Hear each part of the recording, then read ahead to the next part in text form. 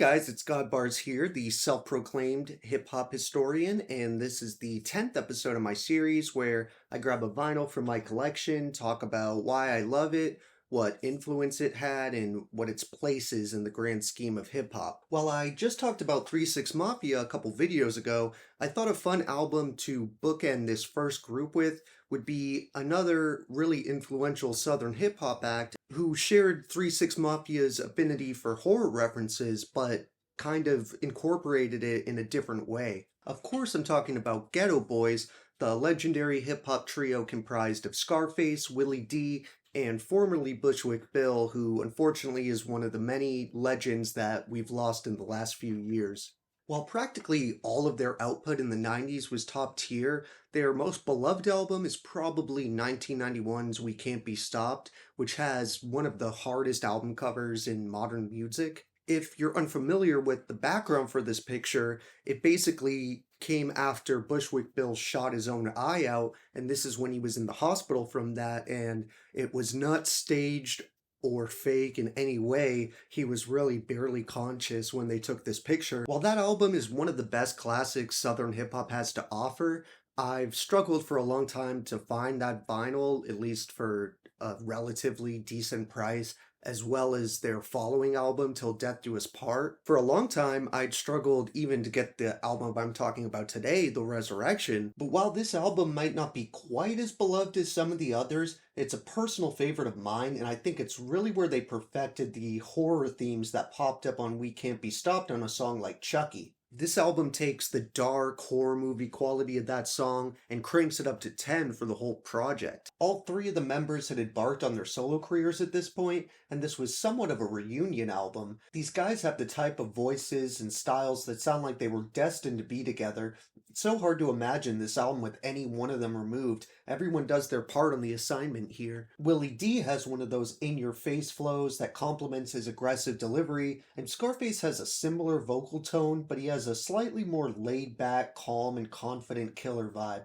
Bushwick Bill sort of levels out the field with his higher register that provides the perfect contrast to the other two. They also all sound so genuine, and it's clear they've been personally affected by a lot of the topics they bring up in their music, be it poverty, police brutality, or the trauma of seeing someone lose their life. Geto Boys also found themselves in the center of the censorship war Congress was waging on music in the 80s and 90s, especially Scarface. The Republicans famously took his song Look Me in My Eyes, a poignant song about the self-doubt and psychological toll of racial profiling, and tried to twist it as a death threat against law enforcement officials. And while we ultimately ended up with parental advisory stickers on albums to this day, we'll never forget the sacrifices artists like Scarface and Frank Zappa made in the name of musical expression and free speech. Of course, you can't do a video about Texas hip hop without at least mentioning the Port Arthur legends Bun B and Pimp C, and I'm definitely going to talk about one of their albums sooner rather than later. The Resurrection also features one of the biggest hits the group ever produced, Still, which might be the biggest outside of their old school anthem Minds Playing Tricks on Me. Honestly, there's a good chance any given kid or teenager today would recognize Still over Mind Playing Tricks on Me because it had a giant pop culture boost from its use in the classic movie Office Space, and that sort of had a second wave when Family Guy parodied that scene like a decade or so ago. There's also a decent chance you've heard another Geto Boys song featured on the Office Space soundtrack, which is Damn It Feels Good to Be a Gangsta. But the thing that leads Still to be so instantly recognizable and used time and time again in pop culture is the sinister, instantly recognizable beat. Even if you don't think you know that song from hearing the name, I can almost guarantee if you go put it on, within 5 seconds of the beat coming in, you'll go, oh, it's that one. Because the instrumental has just become so synonymous with a beatdown. You'd be mistaken though if you thought that was anywhere near the only cold-blooded beat on here. Pretty much every track on the album is devilish and would fit perfectly in the background of any number of horror slasher scenes. Bushwick Bill takes the spotlight for the solo track, I Just Wanna Die, which is definitely one of the most chilling moments on the entire album, and it thematically was super ahead of its time since this was the type of candor involving being suicidal that wouldn't become a popular and profitable subject in hip-hop for another 20 years.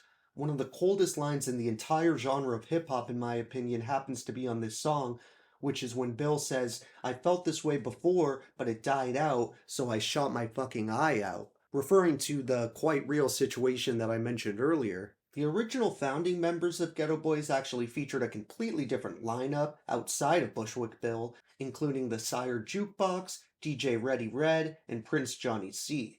But due to the first album not selling very well, Jay Prince, the founder of Rap-A-Lot Records, put together a new lineup which would become the iteration that we all know today. Since I obviously wasn't around in the 90s when these movements were taking place, I have to sort of look back and piece together the wider picture of hip hop with research and sometimes even speculation, since some areas of the genre are more documented than others. While the East Coast had Public Enemy and the Bomb Squad tackling political issues with an anti authoritarian angle, and the West Coast would have their own version of that with NWA and Ice Cube solo material rallying against police brutality. But to my knowledge, the first act that really brought a conscious, socio-political take to Southern hip-hop was Geto Boys. At the very least, they were the first one to really be a huge commercial success while still keeping an ear to the streets and struggles of people in their neighborhood. One of the aspects of the album that helped make it such a hard-hitting return was the killer production by Mike Dean, N.O. Joe, Uncle Eddie, and Derek Edwards.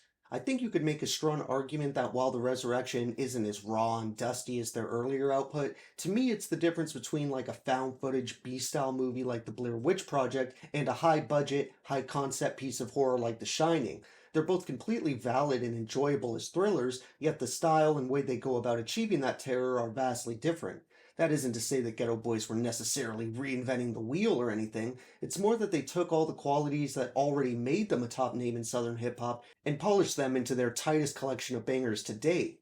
Unfortunately, in my opinion, this was the last Ghetto Boys album they released as a group that's a classic, but considering how many classic albums they do have, how important they are to hip hop, and how full their lives have been since this album, it hardly matters. Scarface and Willie D have both ran for public office, and they created a podcast together after Bushwick Bill's untimely passing, and despite their differences on the show, it's great to see them maintain a relationship. They very easily could sit on their fortunes and not do a podcast at all, or just do one talking about gossip for a paycheck. But while I don't agree with every take I've seen on the show, they're constantly using the platform for socio-political discussions. It's all too common for average Joes who never donate any of their excess money or resources to people in need, yet they trash celebrities and say they're selfish and spoiled. If you watch that clip of Denzel Washington at an award show giving a shout out to Samuel L. Jackson and reading the extremely extensive list of organizations he's given to over the years, it's clear that there's no shortage of celebrities using their power, money, or influence for good. Are there out of touch, spoiled, and selfish celebrities? Sure. Are there even ones that only donate for an image? Of course. But unless you're practically homeless, you have like a few dollars of excess money or change. Most of these people never give that to any homeless person or someone in need, yet try and pretend that if they were rich, they'd help out. You don't give your excess change or resources now, so nobody believes you that if you had a platinum album, you'd suddenly become charitable. Someone like Scarface using their platform to encourage a dialogue and a back and forth is really commendable in my opinion, and to me it kind of makes the difference between a pop star that people just want a picture with and the type of legend that's genuinely respected in their community. Back to the music though, even while I think The Resurrection was the last truly great Ghetto Boys album, not only are there still quality moments in the following projects, but Scarface would end up releasing one of his best solo albums, The Fix, in 2002, showing that his classic output wasn't by any means limited to the 90s. He'll even still occasionally pop up on songs by old legends and newer rappers alike,